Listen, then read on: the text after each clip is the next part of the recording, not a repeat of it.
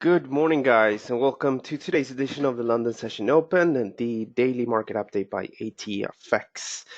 My name is Alejandro Zambrano, and I'm the Chief Market Strategist of ATFX, and I'm based in London. We're going to take a look at the markets. I hope you're having a good morning. Let's see what happened with the GBPUSD as well with the Euro and dollar yen and other key markets that people trade. Vincenzo says, good morning. Thank you so much, sir. I hope you're having a good morning as well. Thank you so much for joining us. Okay, let's begin. And we'll begin by spending a few seconds on the risk disclaimer.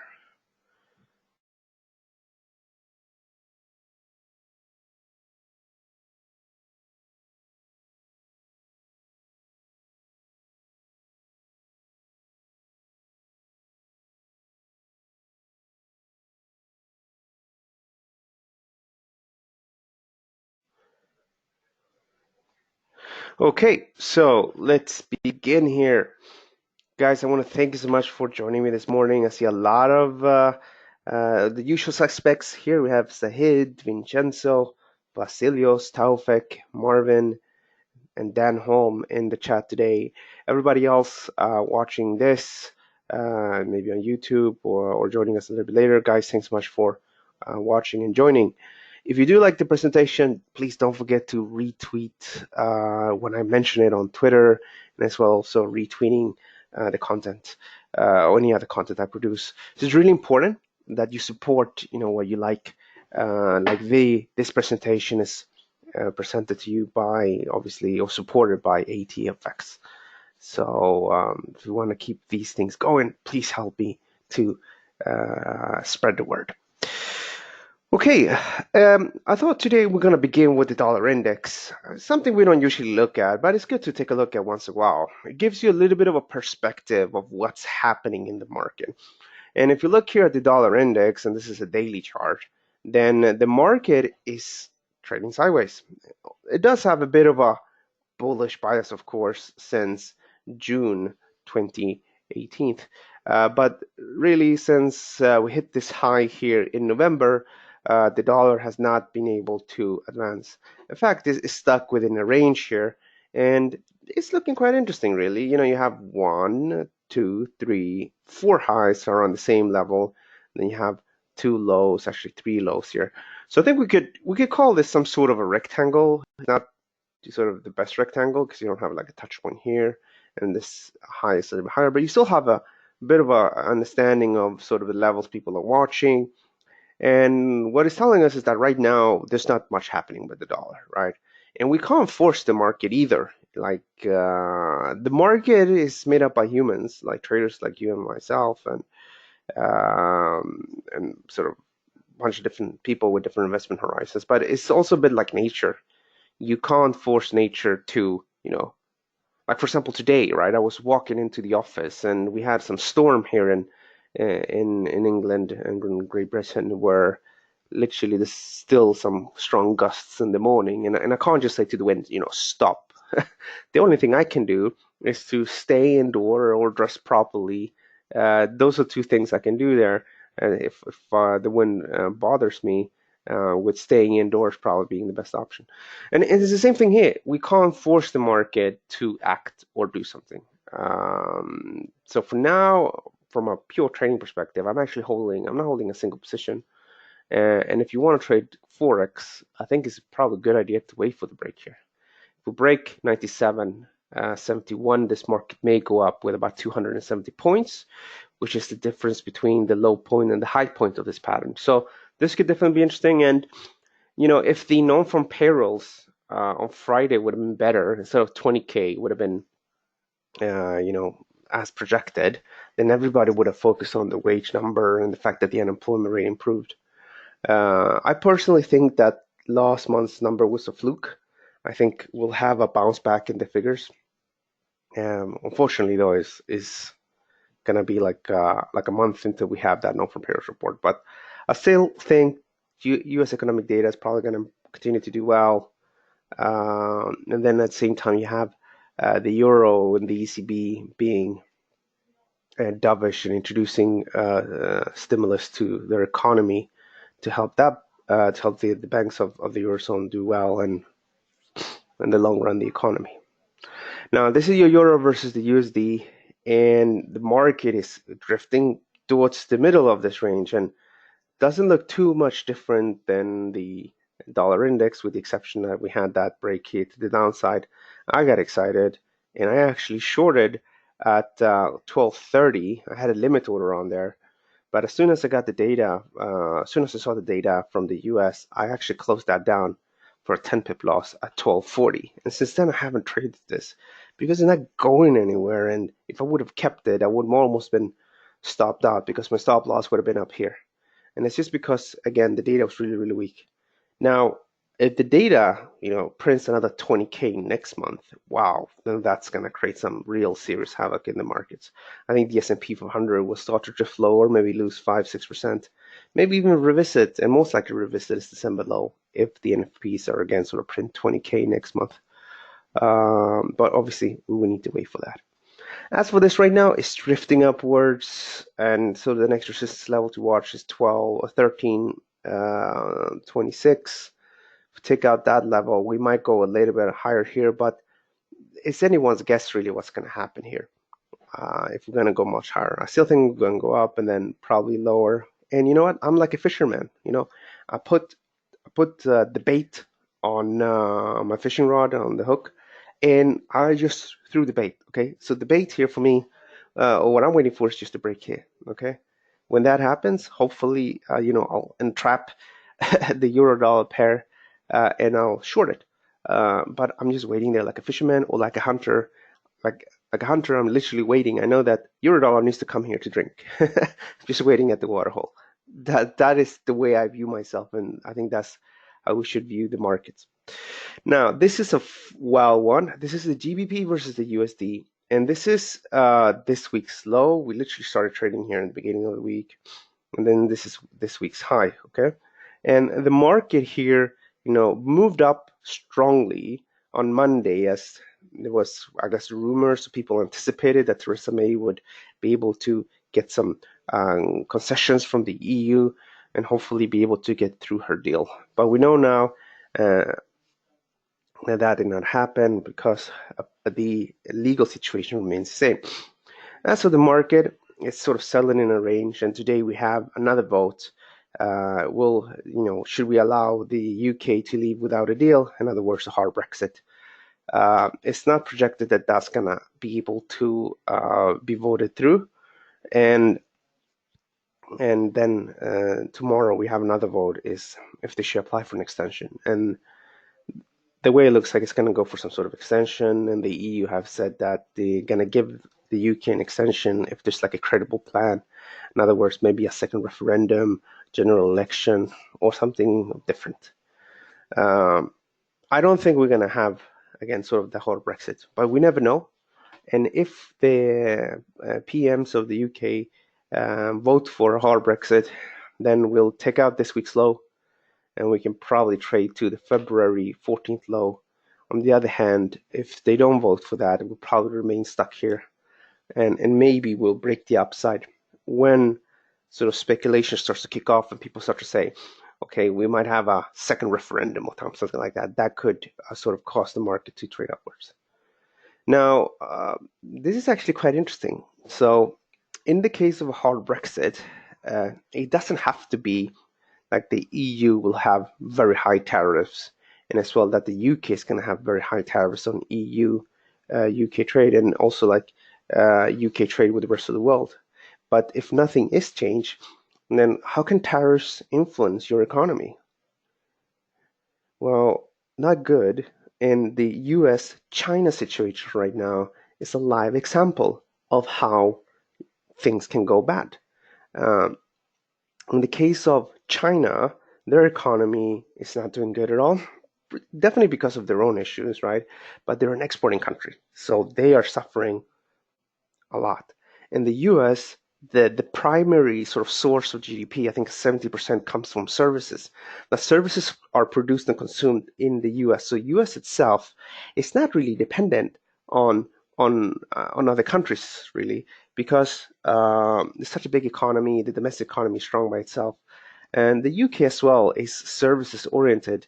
But the problem here with the UK, sorry, is that a lot of our services and high producing services actually is financing and banking, and that is definitely influenced by what's going on because we export services, right? And help and do things more effectively instead of having like five guys in Germany and then five guys in France and then five guys in Spain.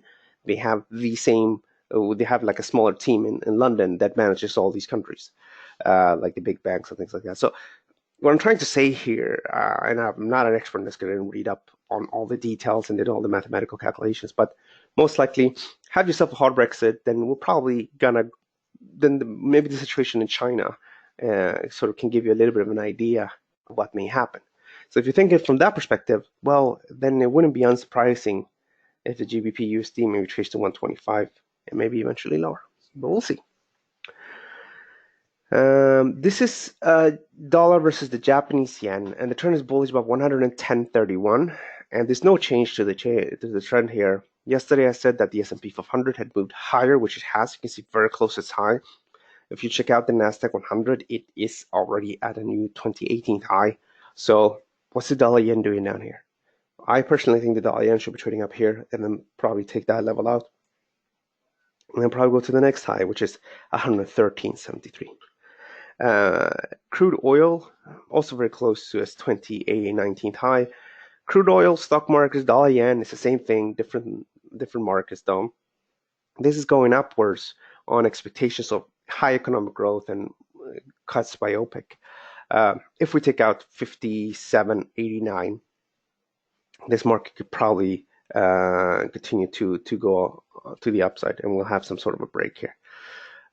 Maybe stops can go below 56.67, something like that, just below here. If you look at the 4 hour, you have a little bit of a support level here. This could be something. Alternatively, down here at 56, so slightly below there, that can give you potentially some reasonable risk-reward ratios. If we buy on the breakout, stop goes just below here. You're looking at a 2.82% risk-reward ratio, but a little bit lower, still looking at a decent risk-reward ratio, 2 times the money. Gold prices, they're going upwards. They're now in the sell zone. I told some of my members this morning that it's possible to sell here. This is a sell zone, but look at your USD, maybe Aussie dollar, New Zealand dollar. The dollar right now is being a little bit sold, so it is possible to short sell here if you want to, but it's not really my preference right now. My preference is just to short sell here, but if we're working with that little downtrend, then this is the spot where you want to, it would be fair to anticipate some sort of a reversal and then lower. Here as well, you have a reasonably good risk-reward ratio. If we revisit the lows, then you make 1.5 times your risk. And I think that's pretty much it. Actually, German DAX, forgetting out of this one. So check out the Nasdaq 100 at a new 2019 high. S&P 500 very close to its high. But I prefer this one, really. This is the German DAX. We talked about buying here, and I'm sticking with this because here we're still working with a head and shoulders. You got yourself a head, left, right shoulder, and then you have the ECB looking to introduce TLTROs, so cheap loans to the banks by the September this year, and that could sort of allow companies in the German DAX to perform better if you have access to cheap funding. Okay, I think that's pretty much it. So we have a question here from Vincenzo. Will the UK manage to Brexit? I think they will. I mean, I thought so at least. I thought that they really wanted to leave and that we were going to have some sort of a deal. Maybe I think some form of maybe Theresa May's deal is going to be potentially come through. I think so at least. Depends on who you ask. It's literally 50-50 here. But yeah, I think some sort of a Brexit will happen. I'm not sure exactly which form. But what's happening here now is that we're moving closer and closer towards having some maybe new EU referendum or something like that. Not sure that's going to change things too much, but it could do. There's like a written article in the Financial Times, and they say like every minute a Brexiteer dies and a Remainer is born. And that just has to do with the fact that it's a lot of the older generation that voted for Brexit, and whereas a lot of the younger people that are going to live with the actual consequences are actually becoming 18th and have the right to vote. Now, I look at Brexit from a purely sort of economical perspective, but there's also like obviously cultural and other reasons why people vote. For example, I was at a birthday party on Saturday with my family, and there was a guy who's turning 30, and the father there, I didn't ask his age, but he must be like 70. So, and he was saying that he voted Brexit because his grandfather and I don't think his father, but his grandfather, maybe it was his father, both fought in World War One and World War Two, and because they don't want to be controlled by Europe. So that's what sort of his argument for it. So everybody has their own argument. To be honest, it's really, really, really difficult. But yeah, people have different reasons for voting the way they vote. But this is what we've seen here in Brexit. It's not just in the UK, right? Like if you look at the US, they're turning more inwards. If you look at places like, say, Turkey, if you look at places like Hungary, they're looking inwards. In fact, most people across the world, they're a little bit inwards looking. That's just the way humans are, everybody sort of living inwards looking. And I was having a conversation with another strategist, and he's like, this is 1920s as all again, like a repeat of that, where suddenly people become very nationalistic and think that that is the answer. But I say like this, what's the big problem really? Is there really a big problem? Like a lot of countries here, like in the UK and Sweden, where I was born, like people are mega wealth off. Like they're much better off than they've been for ages. People have houses, people have cars, they travel across the world for nothing. But still people want more. So I'm not really sure what's going on there. Okay. All right, I think we're going to wrap things up. Guys, if you have any questions, just let me know. You can check out the videos, by the way. If you ever missed one of these live events, you can just check them out on YouTube at ATFX UK. As well, check out the ATFX website. I always talk about spreads and things like that. But to give you an idea, last year I produced a return of 39%. That's for my total portfolio. So compare that with the S&P 500, which was down or 0% or down with 10, I don't remember exactly. Now, out of the, if it's just in rollovers, the broker I'm using is so expensive that I paid 5% in just financing costs. So if I didn't pay these high costs in financing, I would have been up with 45%. And this does not even take into account the spreads.